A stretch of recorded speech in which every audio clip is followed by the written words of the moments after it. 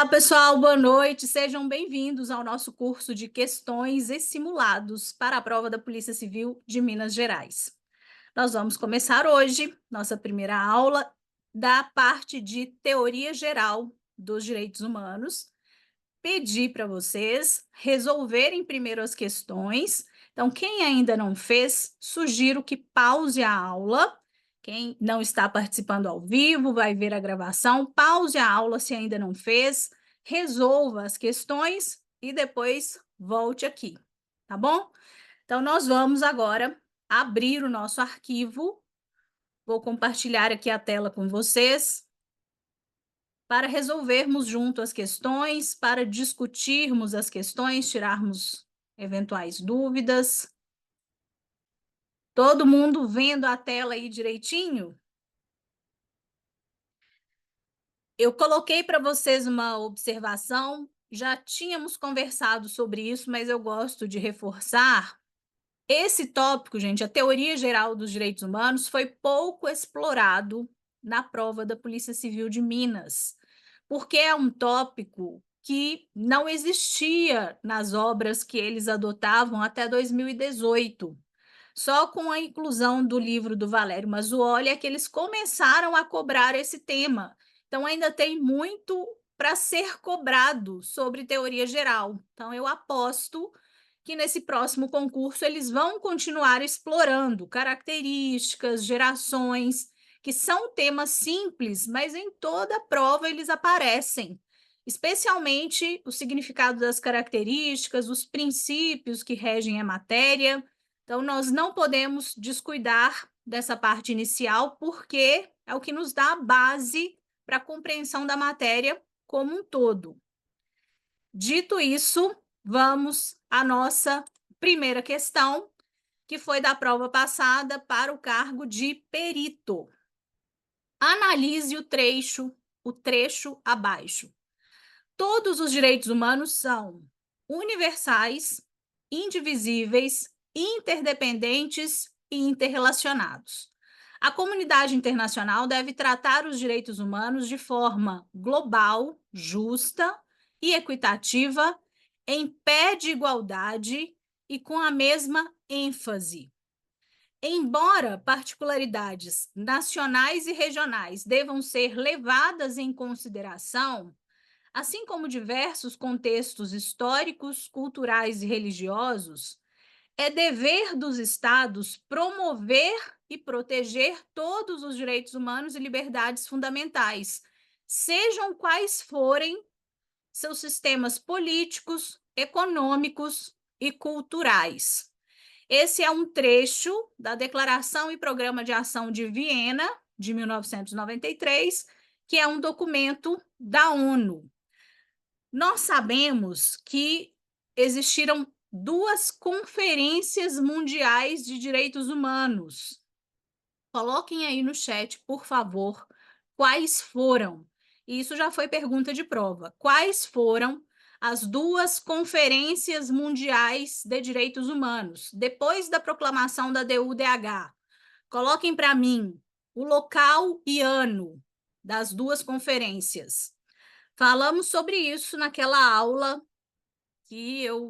a aula bônus que eu dei para vocês. Até me esqueci de gravar, vou gravar de novo aquela aula para deixar para vocês. Teherã, muito bem, Pati. Teherã, 1968 e Viena, 1993, exatamente.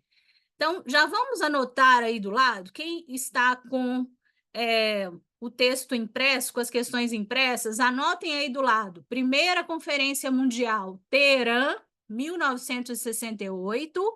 Segunda Conferência Mundial, Viena, 1993. Em Viena, eles criaram um documento que ficou famoso, que foi essa Declaração de Viena, de 1993. E a questão trouxe um trechinho exatamente dessa declaração.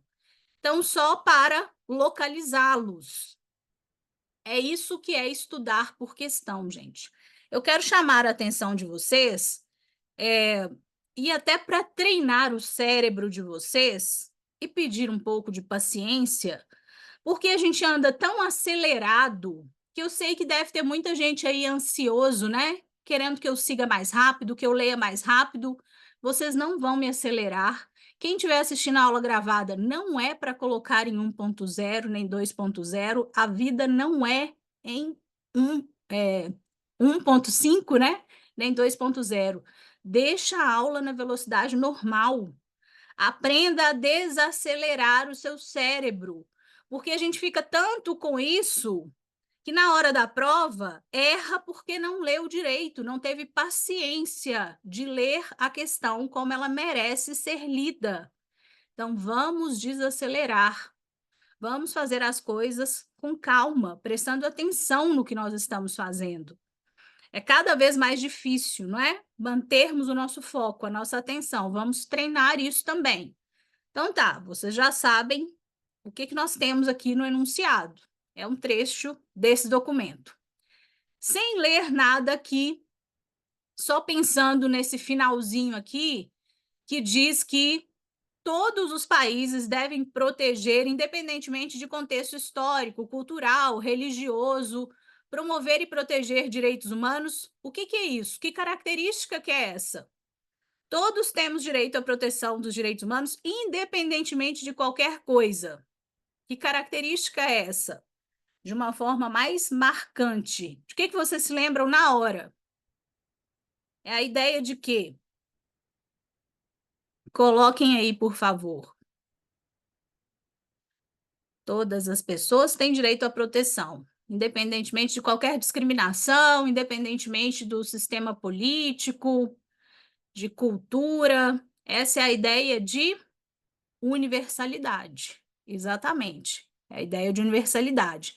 Lembrando que nessas conferências mundiais, os países reforçaram as características dos direitos humanos. Elas já tinham sido anunciadas com a DUDH e nessas conferências elas foram reforçadas, certo?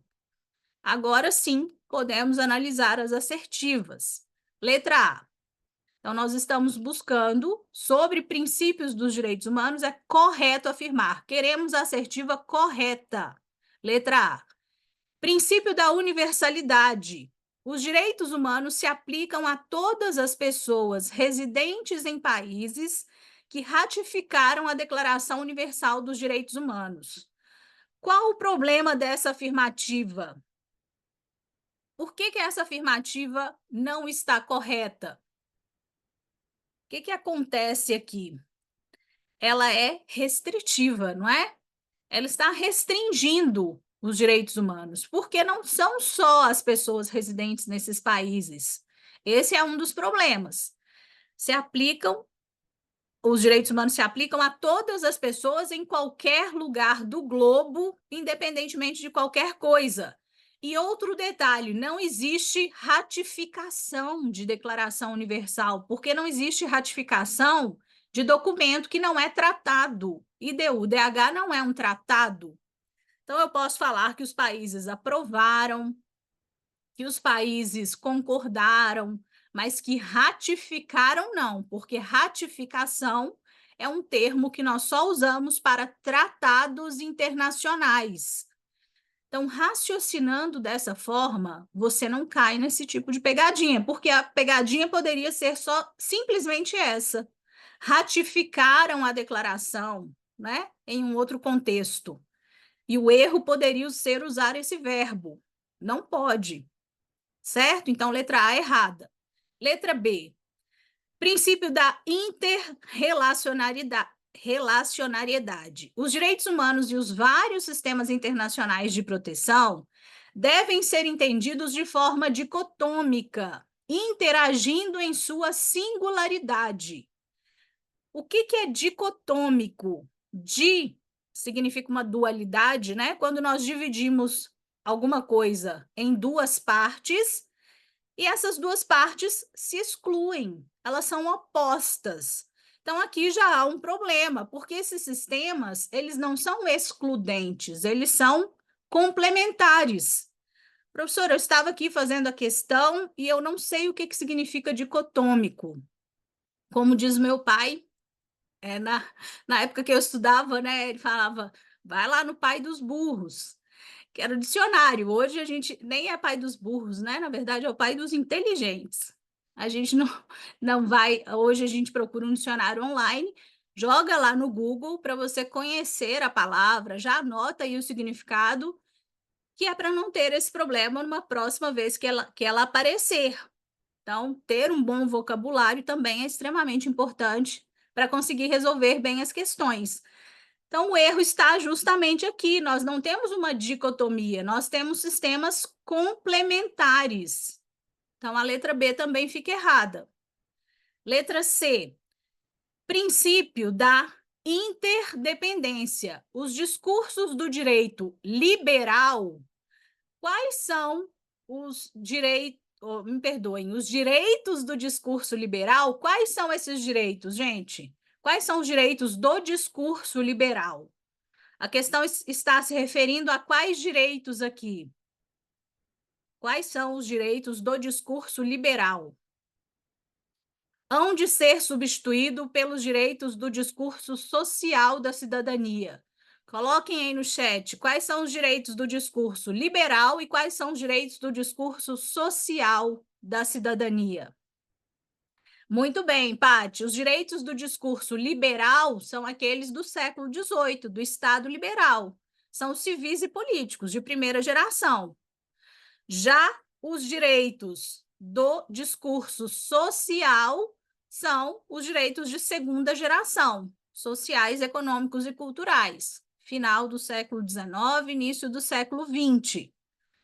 Além do que, democracia, desenvolvimento e direitos humanos são conceitos que se reforçam mutuamente. Qual o erro aqui? Os direitos do discurso liberal não são substituídos pela segunda geração. O que nós estudamos o tempo inteiro? Que uma geração não substitui a outra, uma geração complementa a outra. Elas vão se somando, certo? Então, letra C errada por esse detalhe. Letra D, princípio da indivisibilidade. Os direitos humanos, direitos civis e políticos e os direitos sociais, econômicos e culturais não se sucedem em gerações, mas, ao contrário, se cumulam e se fortalecem ao longo dos anos. Perfeito. Aí sim. Então, correta a letra D. Então, vejam que não é uma questão difícil, mas a FUMARC traz uma série, em cada alternativa tem uma possibilidade, né, para o aluno escorregar. Se a matéria não está muito clara na cabeça do aluno, ele escorrega em uma delas. Ainda mais que os significados, eles podem chamar de princípios ou características dos direitos humanos. Muitos significados são muito próximos. Então, por isso que é importante que isso esteja muito claro na cabeça de vocês. Então, questão número 1, correta a letra D. Tranquilo? Alguma dúvida? Então, vamos lá para a segunda questão. Diga, Paty. Interrelação é a ideia de que todos eles, de alguma forma, se relacionam, né? Então, não existe falar em primeira geração sem os direitos de segunda, sem os direitos de terceira. Interdependência é porque alguns direitos, o conteúdo de alguns direitos pode depender do conteúdo de outro direito ou complementar o conteúdo de outro direito. São conceitos muito próximos, mas na interdependência você vai se lembrar do exemplo do habeas corpus e da liberdade de locomoção. Habeas corpus complementa a liberdade de locomoção. Ele existe a partir da liberdade de locomoção. Ele é interdependente da liberdade de locomoção. Então, eles buscam essa inter-relação e também, em alguns casos, essa interdependência. É nesse sentido, essa ligação do conteúdo de alguns direitos com o de outros direitos. É igual quando a gente diz, não existe direito à vida, não dá para garantir vida se eu não tenho saúde. O conteúdo de um direito está ligado ao conteúdo do outro. Então, eles não só se relacionam, mas eles também são interdependentes. Então, por isso que eles colocam as duas características para reforçar essas ideias. Tá bom? Então, vamos à segunda questão. Também da prova passada, prova de médico legista, na teoria geral dos direitos humanos, entre as teorias que buscam explicar a fundamentação dos direitos humanos estão. Gente, eu já tinha comentado isso aqui com vocês lá naquele nosso grupo do WhatsApp, vou repetir. Eu sei que quase todos vocês têm também o curso teórico, né? A apostila. E quem ainda não tem, chega numa questão dessa, eu peço para vocês conferirem aí. O material que vocês estão usando tem essa matéria, por exemplo? Se não tem, já fiquem espertos, fiquem de olho, porque você tem um material que não é suficiente. Porque era uma questão super simples, mas eu lembro que muitos alunos na prova passada me falaram que encontraram dificuldade porque não tinha isso no material de estudo deles. Então, é simples, mas se você nunca leu, não tem como saber, né? Nem Einstein vai saber uma coisa, vai conseguir entender uma coisa que nunca leu na vida. Então, e aqui eu gosto também de explicar para vocês por que que eu uso. Eles colocam lá que André de Carvalho Ramos só vai cair para delegado. Mentira, eles cobram em todos os cargos. Essa parte da matéria não tem nos outros livros, só tem no livro do André de Carvalho Ramos e caiu para médico legista. Então, eu não acredito mesmo na banca. Eu prefiro colocar sempre, fazer uma preparação que seja mais exagerada para a gente ir com folga do que dispensar o aluno de estudar, sabe? A gente sempre estuda mais que o necessário para termos aí essa margem de segurança. E não é uma coisa difícil, não é um tópico difícil, mas eu repito, se não tem no seu material, como é que você vai saber? Por isso que é tão importante você estudar por um bom material, não é? Então, quando nós falamos de fundamentação dos direitos humanos, nós temos basicamente negacionistas e justnaturalistas e positivistas. Negacionistas que entendem que não é possível estabelecer um único fundamento racional para a fundamentação, os justnaturalistas, que podem ter uma origem divina ou uma origem racional, e os positivistas, e uma corrente mais moderna, que é da fundamentação moral. A questão aqui foi super simples. Eles só perguntaram o seguinte: queremos as duas principais teorias que buscam explicar a fundamentação dos direitos humanos: justnaturalismo e positivismo. Justnaturalismo, estamos falando daquele conjunto de direitos, são normas eternas, imutáveis, que sempre existiram. Se pensarmos no justnaturalismo de origem divina, se sempre existiram, essas normas surgiram, né? Tem uma origem divina. Se pensarmos a partir de Hugo Grossio, essa origem divina foi substituída pela razão. Então, existem duas correntes dentro do justnaturalismo. Uma corrente divina, ou que eles chamaram aqui de deísmo, e uma corrente racional. Mas são subcorrentes. O nome principal é justnaturalismo. E o positivismo, fala-se de um positivismo nacionalista e, mais modernamente, de um positivismo internacionalista, porque antes eram só as constituições em cada estado, e hoje nós estamos falando de uma fundamentação também em documentos internacionais. Então, são as duas grandes correntes. Tranquilo, não é? Da prova de 2013, olha como é simples essa questão, e muita gente na época errou porque não conseguiu fazer esse raciocínio simples. E os alunos ficaram desesperados, né, professora? Como que eu ia saber o que que era esse direito econômico? Não se lembrou de pensar nas gerações de direitos humanos. Então, isso caiu para perito em 2013. São exemplos de direitos econômicos. Direitos econômicos são componentes da segunda geração, junto com os sociais e os culturais, não é? Então, aqui, por um jogo de eliminação, dava para chegar à resposta. Vamos ver aqui a análise. Renata, qual que você achou difícil? Qual questão? Você está se referindo a qual? Então, olha só, vamos aqui na letra A. Direito ambiental é de qual geração, gente? Ah, não, mas depois que a gente resolver, você não vai achar, não, Renata. Vamos lá. Direito ambiental é terceira, não é? Então, não é direito econômico, porque econômico tem que ser de segunda. Direitos do trabalhador é de qual dimensão? Vamos classificar todos. Segundo, mas não pode ser a letra A, porque eu tenho um que é de terceira geração.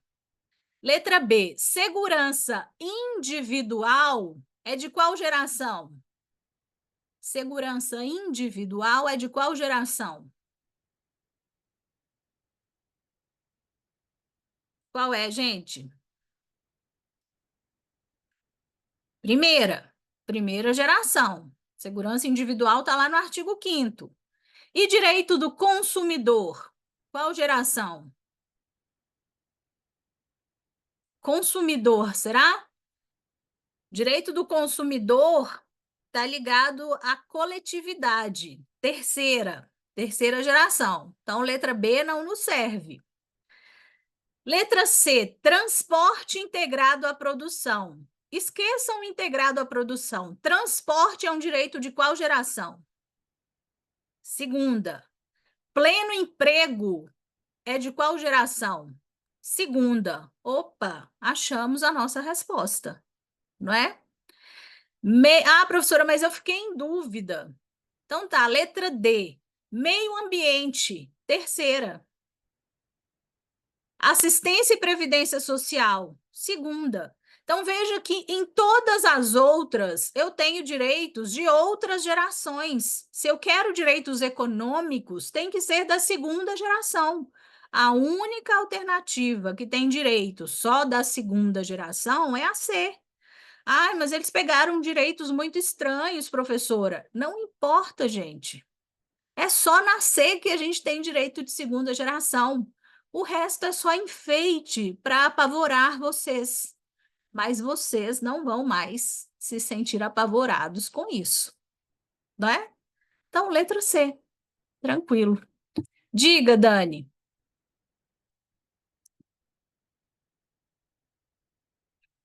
E essa parte, nós temos ali no final da Constituição também segurança, Dani. Segurança do artigo 5º, caput do artigo 5º. Segurança do artigo 5º, primeira geração. Segurança do artigo 6º, segunda geração. Tem segurança individual e social. Segurança dos seus bens, de sua casa. Ah, mas se a questão te falou que é individual, não tem como ser segunda geração. Qualquer coisa individual, Dani, é primeira. Não existe direito social que termine em individual. Qualquer coisa individual é ligado ao indivíduo. Então, só pode ser primeira geração. Qualquer coisa que termine em social só pode ser da segunda geração. Guardem isso para a vida. Se a segurança é social, não é do indivíduo, é da sociedade. É segunda geração. Tá? Quando eu penso em segurança pública, não é do indivíduo, é pública. Então, não é da primeira geração. Quando você se preocupa com a sua segurança como pessoa, é você cuidando da sua casa, dos seus bens de forma individual, primeira geração. Quando é o Estado cuidando da coletividade, segunda geração. Então, eles usam muito essas palavras: individual para a primeira geração, social para a segunda geração. Aí vocês não erram, tá? Lembrem-se sempre, coloquem aí na frente: segurança individual, artigo 5º, primeira geração. Segurança social, artigo 6º, segunda geração. Ah, professora, mas apareceu só segurança, como é que eu vou saber? Você vai pensar no contexto. A questão vai te falar de alguma Eles não vão te dar só segurança sem contexto nenhum e perguntar se é primeira ou segunda geração. Eles vão te falar mais alguma outra coisa para vocês conseguirem marcar. Apareceu segurança sozinha, primeira geração. Segurança pública, segunda geração. Tranquilo? Segurança pública, sempre segunda geração.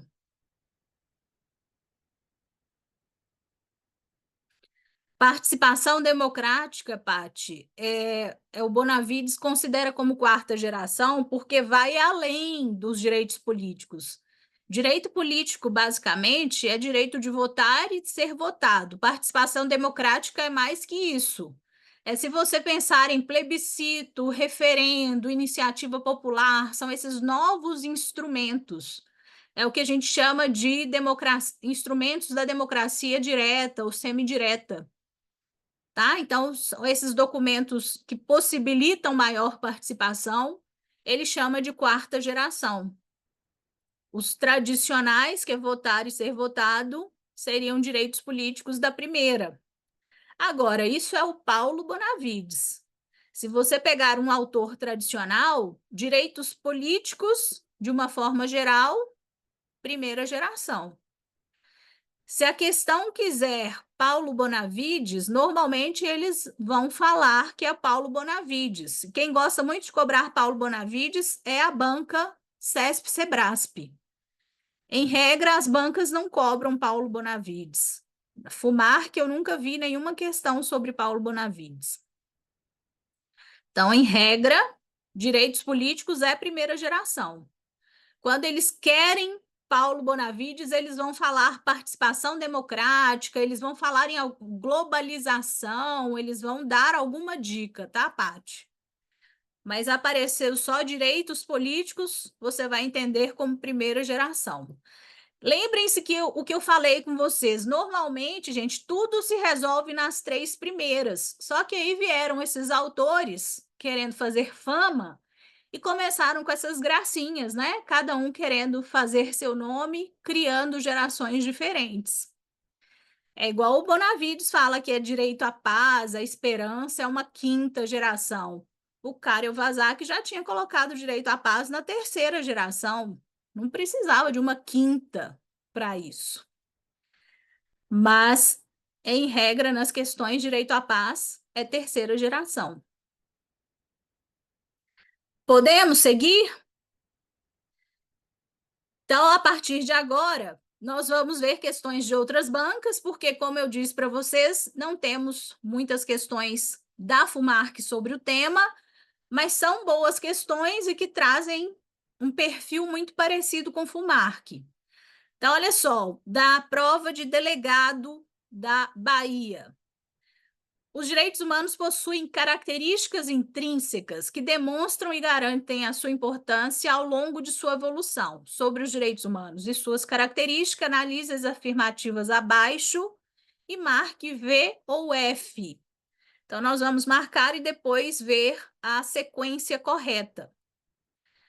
Primeira, os direitos humanos são fruto do desenvolvimento histórico e social dos povos. São considerados universais, tendo em vista não ser possível eleger categorias de indivíduos a serem merecedores da tutela desses direitos. Eles são, pois, inerentes à condição de pessoa humana. Coloquem aí para mim, por favor, VOF. Primeira frase, V ou F? V. Muito bem. Primeira frase, verdadeira. Segunda frase, a universalidade dos direitos humanos exclui, quando aparece a palavra exclui, aparece universalidade, depois a palavra exclui. Já é bem esquisito, né? Porque universalidade não exclui nada.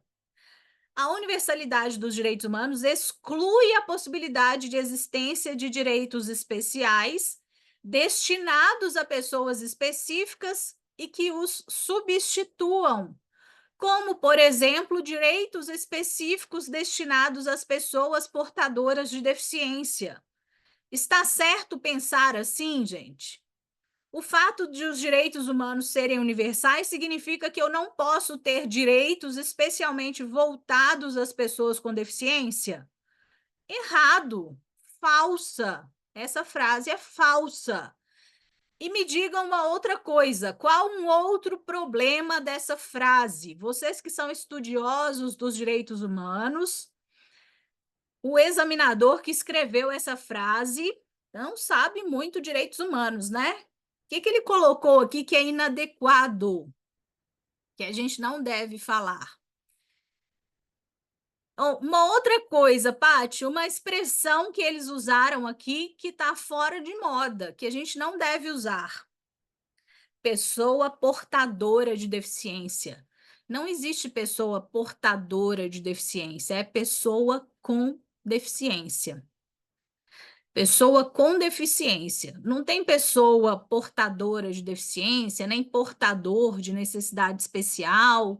É PCD, é pessoa com deficiência. Os países combinaram isso lá na ONU, é uma nomenclatura que eles combinaram em termos universais, né? Então, em todos os países que vocês forem que ratificaram essa convenção da ONU, eles vão usar esse termo, é PCD.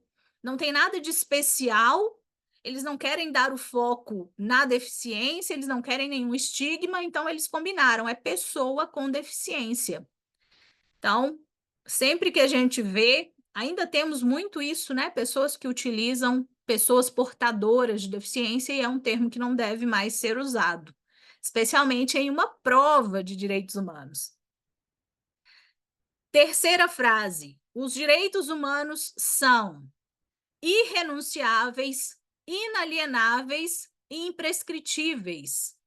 O que quer dizer que esses direitos não podem ser objeto de comércio, que as pessoas não podem dispor sobre a proteção da dignidade humana e que os direitos humanos não podem ser atingidos pelo decurso do tempo, respectivamente.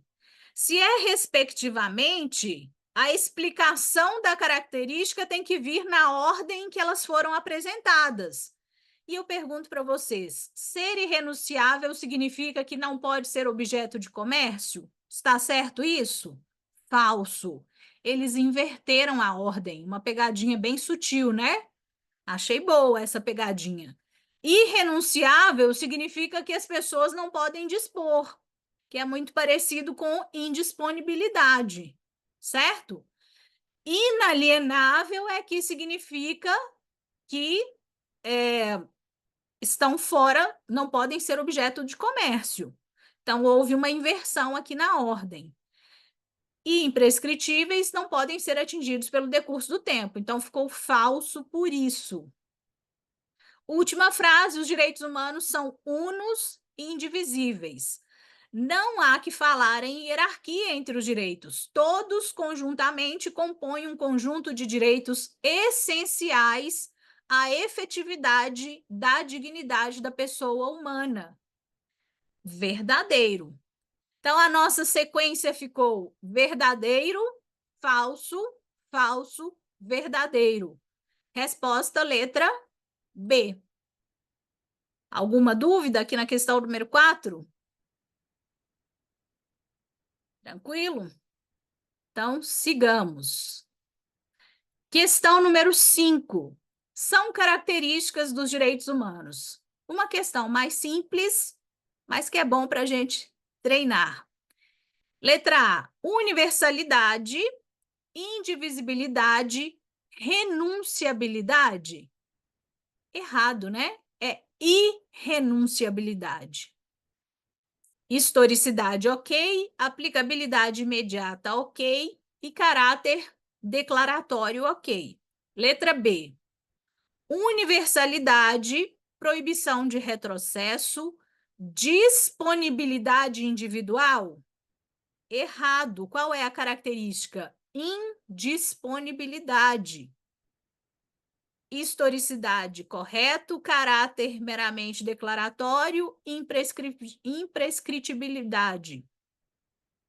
Letra C: universalidade, irrenunciabilidade, imprescritibilidade, indivisibilidade, proibição de retrocesso, aplicabilidade imediata e caráter declaratório. Correto, né? Então, letra C. Vamos ver o erro nas outras duas. Letra D, universalidade, interdependência, corretas. Não complementariedade, errado, porque característica é de complementariedade. Alienabilidade, errado, a característica é de inalienabilidade. Renunciabilidade, também errado. Imprescriptibilidade, correto? Proibição de retrocesso, correto. Letra E, universalidade, irrenunciabilidade, prescritibilidade, não. Indivisibilidade, certo. Proibição de retrocesso, certo. Aplicabilidade imediata e caráter declaratório. Então, vejam que é uma questãozinha até chata, porque vocês têm que ficar muito atentos. Eu acho bom para fazer esse tipo de questão, você vai colocando um certo em cima da palavra, ou um X em cima da palavra, porque ali na hora da prova, com nervosismo, às vezes, né, passa batido uma que está errada no meio de tantas corretas. Então, você leu a palavra, confirmou que ela está certa, coloca o certo. Do lado tem uma errada, coloca um X em cima, para te lembrar que aquela alternativa não pode ser. Paula, caráter declaratório é que não é o documento, não é a Constituição, não é um tratado que cria o seu direito. Ele já existe, ele nasceu com você. Os documentos só declaram que você tem aquele direito. Então, todos os nossos direitos humanos, fundamentais, eles têm um caráter declaratório, tá? Porque não é o documento que cria o direito para nós. Se não fosse um caráter declaratório, seria constitutivo. Então, nós não temos direito à vida porque a Constituição criou esse direito para nós. A Constituição, os documentos internacionais declaram esse direito, mas o direito já nasceu conosco. Entendido? Então, isso é o caráter declaratório. Imagina. Tranquilo, pessoal? Então, correto aqui na questão número 5, letra C. Questão número 6. Não, Paty, nesse contexto aqui não faz diferença, não. Declaratório, meramente declaratório. Eles tentaram fazer uma pegadinha, né? Mas não. Aqui não faz diferença, não. Minha lente está me incomodando, gente. Só um minutinho. Tive que tirar.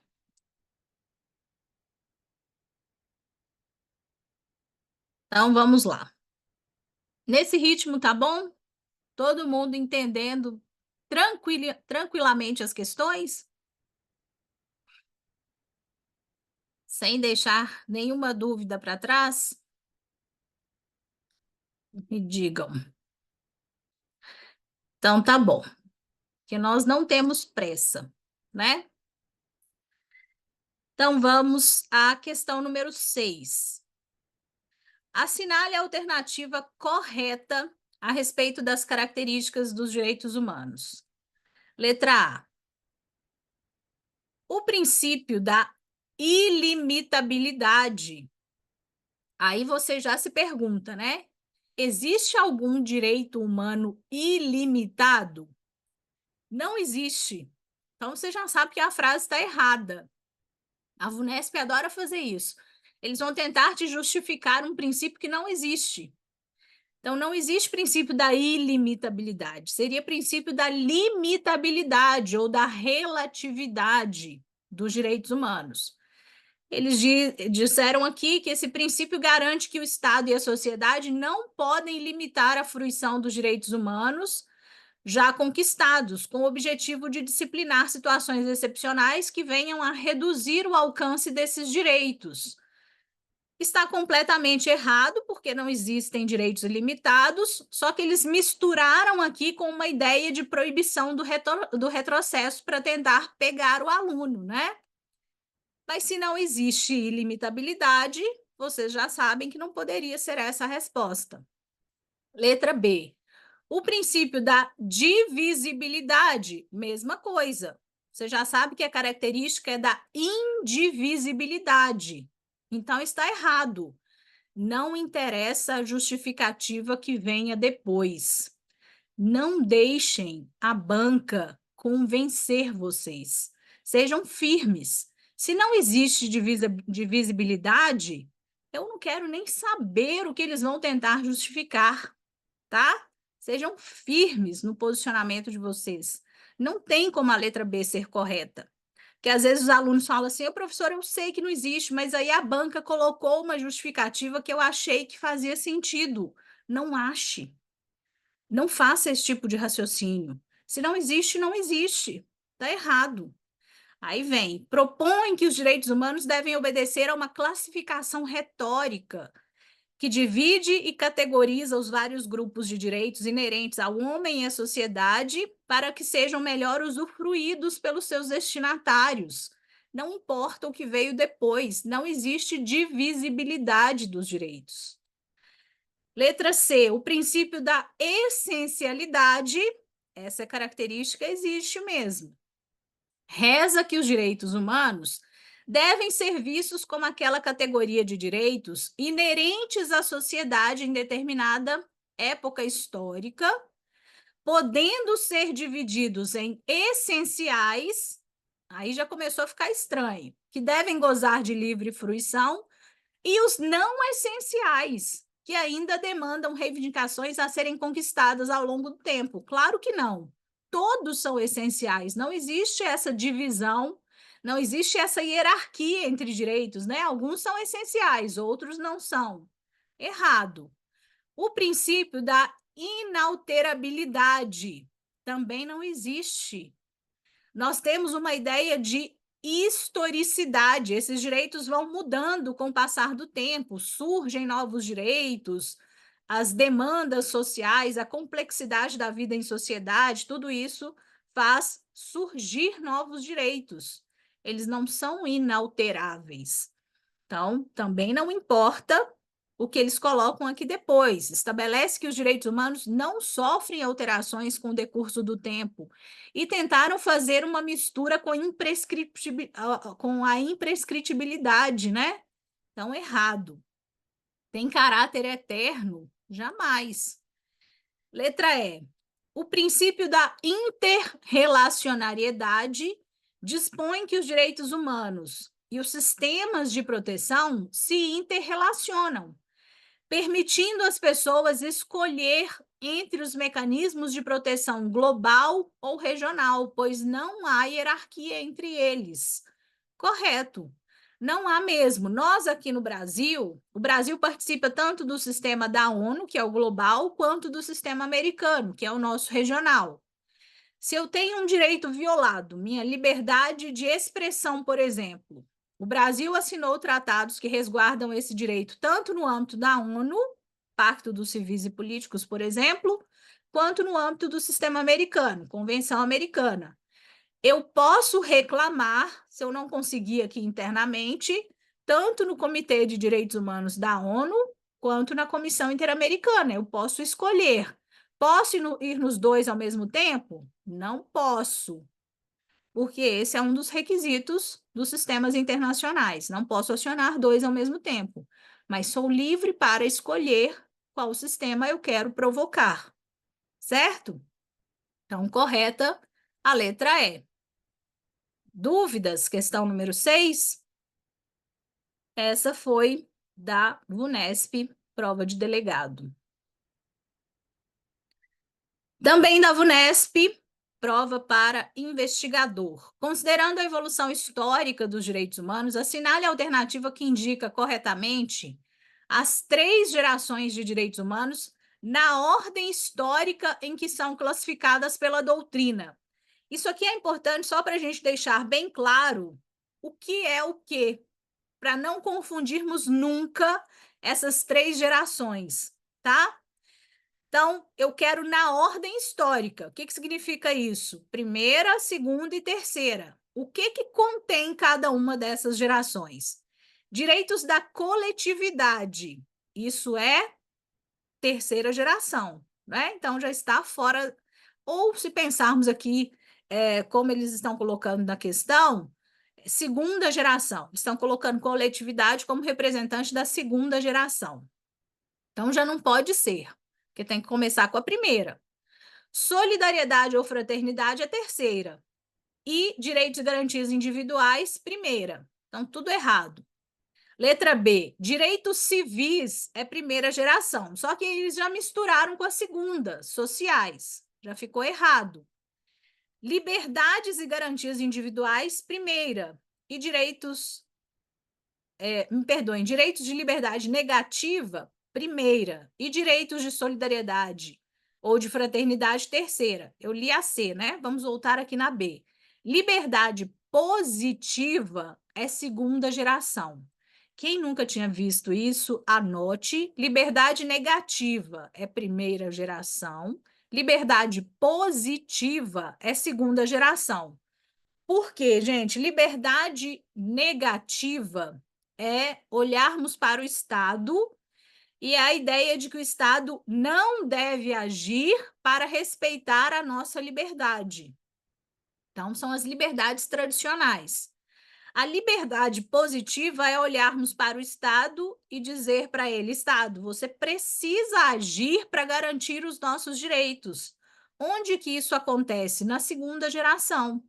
É com saúde, com educação. Então, são chamadas liberdades positivas, porque eu preciso que o Estado atue para assegurar aqueles direitos, não é? E não adianta eu ter liberdade em termos individuais se eu não tenho saúde, se eu não tenho educação. Então, a liberdade negativa, ela não tem valor sem a liberdade positiva. Por isso que os autores trabalham com esses termos, tá? Mas qual a ordem? Primeiro a liberdade negativa, depois a positiva. Então, aqui na questão ficou errado. Letra C. Direitos civis e sociais, não posso, porque eu misturei aqui duas gerações. Liberdades e garantias individuais é de primeira, está fora da ordem. Coletivos e transindividuais, segunda, se eu considerar como segunda, e transindividuais de terceira geração.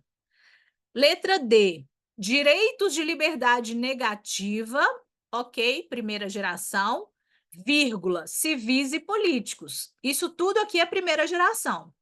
Então, percebam que eles estão colocando ponto e vírgula para separar cada geração, né? Tudo que está antes do ponto e vírgula aqui está correto como primeira geração. Depois, direitos econômicos, sociais e culturais, correto, como segunda geração. Se eles quisessem colocar uma liberdade aqui, seria liberdade positiva. E direitos de fraternidade ou de solidariedade, terceira geração. Então, letra D, tudo correto. Letra E, direitos trabalhistas, segunda geração. Direitos sociais, segunda geração. Direitos da democracia, posso considerar como primeira, se eu estiver pensando em direitos políticos, ou posso considerar como terceira ou quarta, se eu estiver pensando de uma forma mais transindividual, não é? Então, direitos políticos, sem dúvida, primeira. Mas quando eu falo democracia, democracia participativa, já pode ser um conceito mais moderno. Então, também não serviria aqui de qualquer forma. Então, a resposta correta é a letra D. Sugiro que vocês façam uma linha do tempo aí para deixar bem claro o que está em cada geração, para vocês não perderem esse tipo de questão. É uma questão simples, mas toda banca cobra. Sempre vai ter uma questão sobre gerações, trocando com as expressões, né, usando expressões como liberdade negativa e positiva para tentar confundi-los. Tranquilo aqui na questão número 7, alguma dúvida? No mesmo sentido, a questão número 8. No mesmo sentido, digo uma questão mais simples, mais conceitual, mas também para fixarmos. É correto afirmar sobre direitos humanos, letra A, são direitos limitados a determinadas pessoas e grupos sociais. Tá certo isso, gente? Isso viola qual característica dos direitos humanos? A letra A está errado porque viola qual característica? Coloquem aí. Universalidade, exatamente. Letra B, tratam-se de direitos divisíveis à parcela da sociedade, seria, né? Como forma de autoproteção social. Claro que não, de novo viola a universalidade. Letra C, a sua natureza indivisível, inalienável e irrenunciável permite a qualquer tempo que o seu beneficiário o renuncie quando violado. Errado, porque ele é irrenunciável. A própria questão já traz a resposta. Letra D. De alcance geral, devem ser aplicados de forma igual e sem discriminação. Correto, né? Letra E. Somente poderão ser invocados para tutelar direitos quando houver ameaça a minorias étnicas. Claro que não. Claro que não. Seria reduzir de uma forma absurda os nossos direitos. Então, correta, letra D. Questão número 9. Polícia Civil de Goiás. Os direitos fundamentais aplicam-se a todos os indivíduos, independentemente de sua nacionalidade, sexo, raça, credo ou convicção político-filosófica. Percebam que aqui eles não foram técnicos, né? Eles misturaram direitos humanos com fundamentais, quando nós sabemos que as expressões não são sinônimas. Mas muitas vezes a própria banca não respeita isso. Então, vocês vão encontrar muitas questões que usam de forma indevida, misturam as terminologias, não se assustem, tá? Tal afirmação versa sobre a relação entre direitos humanos e Estado, consolidando o princípio da universalidade. Isso daqui, para ninguém zerar a prova de escrivão da Polícia Civil lá em Goiás.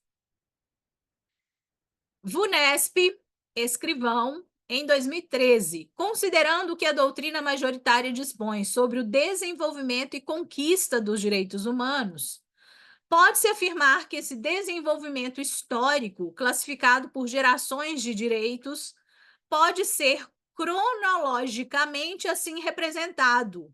Mesma ideia da questão que nós vimos anteriormente, nós queremos na ordem. Direitos individuais, correto. Coletivos, errado, porque coletivos é terceira. Sociais, segunda. Então, está fora da ordem. Individuais, correto. Coletivos é terceira. Liberdades negativas é primeira. Letra C, liberdades positivas, segunda. Liberdades negativas, primeira. Direitos sociais, segunda.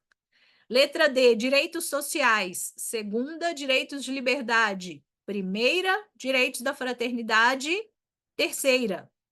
Letra E, direitos de liberdade, direitos sociais e direitos difusos. Aí sim, primeira, segunda e terceira. Então, eles podem usar todos os direitos ou só alguns dos direitos daquela geração. Correta aqui a letra E.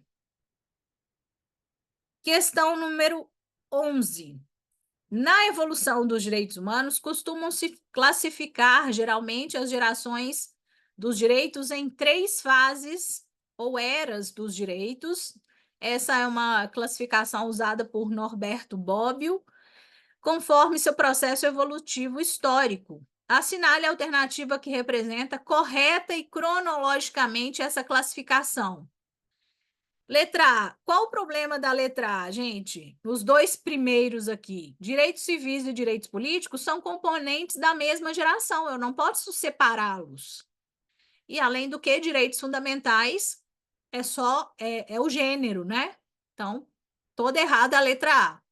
Letra B, igualdade, liberdade, fraternidade. Inverteram a ordem nas duas primeiras. Letra C, individuais, correto? Coletivos é a terceira. Políticos e civis tinha que estar lá junto com os individuais. Letra D, civis e políticos, ok. Econômicos e sociais, correto. Difusos, terceira geração, então correta a letra D. Letra E, liberdades positivas, liberdades negativas e direitos dos povos. Qual o problema da letra E? Inversão da ordem. Teria que ser primeiro as liberdades negativas, depois as positivas, e direito dos povos é igual ao direito da coletividade, estaria correto se a ordem das liberdades estivesse diferente. Então, correta, letra D. E uma questão mais teórica, mais conceitual, a FUMAR que já trouxe algumas questões assim em provas anteriores, em outras partes da matéria, como veremos. Cidadania, portanto, engloba mais que direitos humanos, porque além de incluir os direitos que a todos são atribuídos em virtude da sua condição humana, abrange ainda os direitos políticos. Correto, por seguinte, falar-se numa dimensão política, numa dimensão civil e numa dimensão social da cidadania. É uma frase, uma citação aqui do professor Calmon de Passos. Ao alargar a compreensão da cidadania para as três dimensões suprarreferidas, o professor Calmon de Passos, letra A, inova ao focar somente o caráter educacional da cidadania plena na Grécia. Nada a ver, né, gente? Eu fico me perguntando de onde que a pessoa ia tirar a ideia de responder o que está aqui na letra A. Eu nem consigo tirar isso aqui da resposta, do enunciado. Letra B. Contribui doutrinariamente para que a noção da cidadania ultrapasse a clássica concepção que a restringia tão somente ao exercício dos direitos políticos. Parece boa, né? Vamos ver as outras. Restringe o entendimento da cidadania ao exercício dos direitos de primeira geração, especialmente quanto à igualdade. Não faz o menor sentido um texto que está expandindo o sentido de uma palavra, trazendo várias acepções de uma palavra, e você marcar uma assertiva que diz que o texto restringe o sentido. Não é? Então, isso aqui é bom para a gente treinar também interpretação de texto. Letra D. Promove reflexão crítica em torno dos interditos proibitivos, a construção de uma sociedade respeitosa para com as nuances de sexo, gênero, raça e idade. Onde? Onde é que tem isso no texto? Letra E. Contradiz a noção fundamental de extensão da cidadania a todos, sem distinção, mulheres especialmente. Vejam que tem frases aqui que não tem como você inferir que existe no texto essa pretensão, não é? Então, o que eu posso dizer com certeza acerca do que nós lemos aqui? Que esse texto contribui para que a noção de cidadania ultrapasse a concepção clássica, que liga a cidadania só a direitos políticos. Porque o que ele está fazendo aqui? Dizendo que a cidadania não é só ligada a direitos políticos, que ela abrange também, além dos direitos políticos, uma dimensão civil e uma dimensão social, não é? Então, é um conceito mais abrangente. É só o que eu posso falar. Não dá para viajar, né, gente? Não dá. O que vocês estão dizendo? O que vocês estão respondendo que eu não entendi?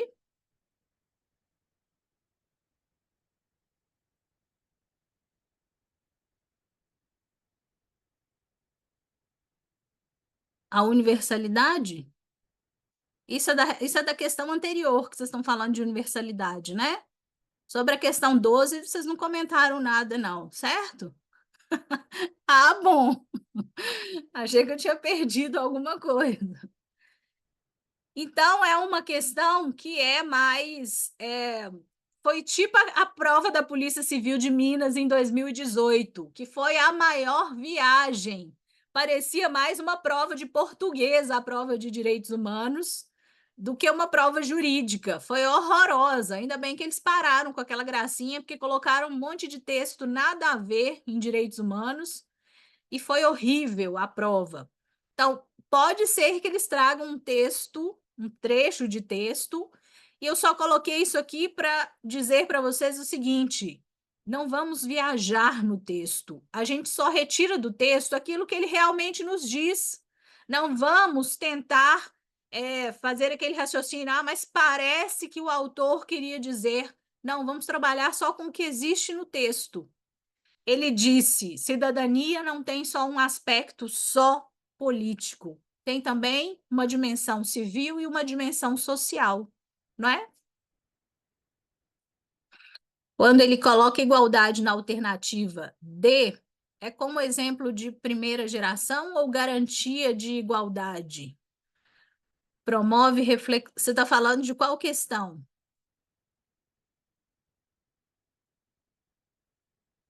Em torno dos interditos proibitivos à construção de uma sociedade respeitosa para com as nuances. Eu vejo muito mais aqui, não é uma ideia de igualdade. Eu vejo muito mais aqui uma ideia de universalidade. Ah, nascer, tá. Restringe o entendimento da cidadania ao exercício dos primeiros de primeira geração, especialmente quanto à igualdade. Igualdade de primeira geração é só igualdade formal, né?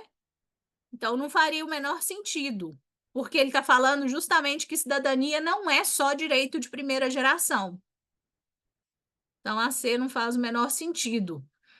Porque quando ele diz cidadania não é só direito político, tem uma dimensão social, tem também uma dimensão política, tem uma, me perdoem, tem também uma dimensão civil. E quando se viesse aqui uma discussão sobre acabar com discriminação, promover a igualdade, seria uma igualdade material, de segunda dimensão, jamais uma de primeira. Igualdade de primeira, uma diferenciação importante para vocês anotarem aí, que isso aqui também já apareceu em prova. O direito à igualdade, a depender do contexto, ele pode ser de primeira ou de segunda geração. Quando a gente fala assim, liberdade, igualdade e fraternidade, né? Quando eu olho para a igualdade, normalmente a gente trata a igualdade como direito de segunda dimensão. Só que se aparece para vocês na frase assim, igualdade formal é um direito de primeira geração. O que é igualdade formal? É a igualdade perante a lei. É a igualdade no texto, é dizer todos são iguais perante a lei. Isso é primeira geração. Quando a gente lê igualdade, igualdade que a gente considera como de segunda dimensão, é igualdade material. É aquela igualdade que já quer tirar do papel a igualdade, quer concretizar a igualdade. Como é que o Estado consegue tirar a igualdade do papel, gente? Fazendo o quê? Como é que o Estado tira a igualdade do papel? Que o Estado faz para concretizar o princípio da igualdade? Ele adota o quê? O Estado adota o quê para concretizar o princípio da igualdade? Políticas públicas, não é? Exatamente, Amanda. Políticas públicas para tirar a igualdade do papel. Por isso que a gente diz, políticas públicas vêm para concretizar o princípio da igualdade. Dentre as políticas públicas, algumas têm o objetivo claro de buscar a igualdade de grupos que, por algum motivo, foram excluídos, marginalizados.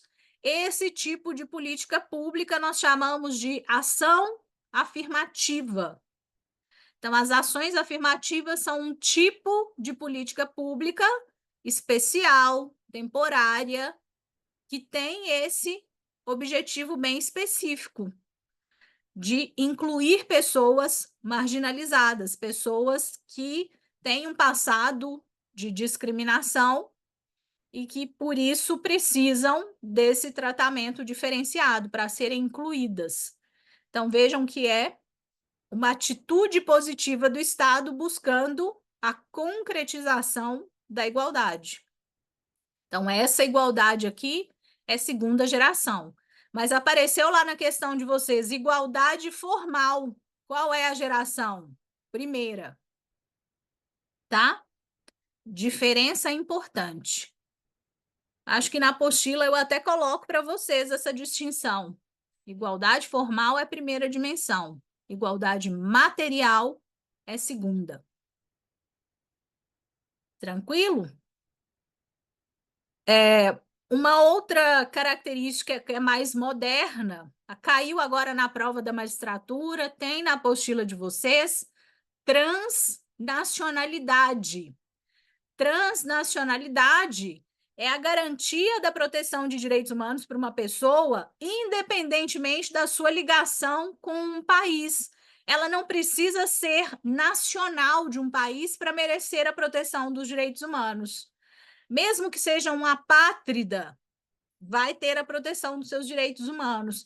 E também é um tema que está na moda, porque a transnacionalidade é muito importante na proteção dos direitos humanos de refugiados, pessoas que estão ali fugindo, né, do seu país ou do país de residência por algum motivo e precisam desse refúgio em outro país. Então, elas não ficam sem proteção por causa dessa ideia de transnacionalidade. A proteção dos direitos humanos não encontra fronteiras, tá? Transnacionalidade seria uma ótima característica para cair na prova de vocês. Exatamente, Wellington. Tratar igualmente aos iguais e desigualmente aos desiguais na medida da sua desigualdade. Vem lá de Aristóteles. E aí, pessoal, temos dúvidas sobre essa primeira parte? Alguma dúvida? Querem voltar aqui em alguma questão? Sim, Pati. Direito dos povos é uma ideia de coletividade, né? Então, terceira geração. Isso mesmo.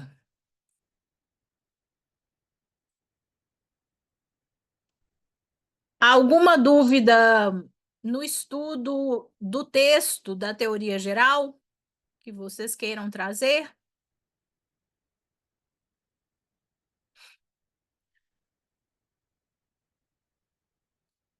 Que bom, Renata.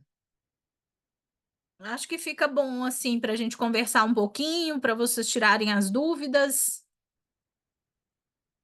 e estudarem as questões de verdade, não é? Porque às vezes lendo rápido, sozinhos, vocês não prestam atenção nos detalhes das questões. E aí, tirando detalhes sobre, tirando dúvidas sobre qualquer detalhe, qualquer palavra, as chances de vocês errarem depois vão diminuindo, não é? Eu que agradeço a participação de todos vocês. Eu vou preparar o nosso arquivo do próximo encontro. Paty, positivismo, a gente tem uma divisão de positivismo nacionalista e internacionalista. Positivismo nacionalista baseado só nos documentos nacionais, né, nas constituições, e o internacionalista, que é mais moderno, porque também se baseia nos documentos internacionais. Muito obrigada, Amanda. É muito melhor gravar a aula com a companhia de vocês. Então, agora nos encontramos na semana que vem. Até breve, gente. Muito obrigada, tá? Beijo para vocês. Fiquem com Deus. Obrigada, pessoal.